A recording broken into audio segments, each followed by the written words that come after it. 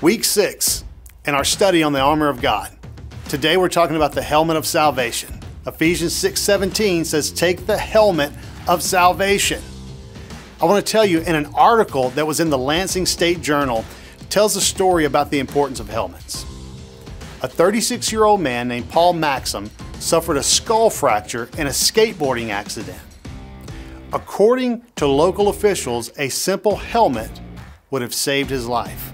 In contrast, there's an 11-year-old girl named Savannah Hayworth who was knocked unconscious after falling into the path of a car. The wheels went over her arm and over her helmet, but she escaped with a swollen elbow and bruising to her face.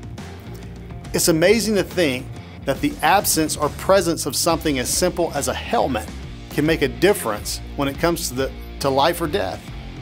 As we can see from these stories, a helmet is something to not be underestimated. Now think of a soldier preparing for battle. The helmet would be the last piece of the armor to be put on. It was the final act of readiness for combat.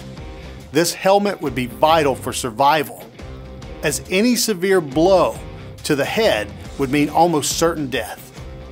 If the head, which is the command center of the body, were to be injured, then the rest of the armor would be of little use. When Paul wrote to the Ephesians about the helmet of salvation, he was actually quoting from the book of Isaiah, in which a description of God is given, with him having put on both the breastplate of righteousness and the helmet of salvation. In referencing the Old Testament scripture, Paul drives home the very point that the same armor that God wears is also the same one that we're clothed in for battle.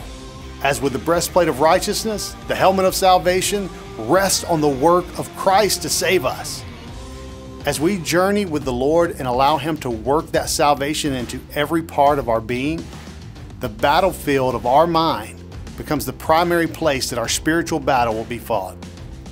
When looking at the helmet of salvation, how does it prepare us and sustain us through the heat of battle?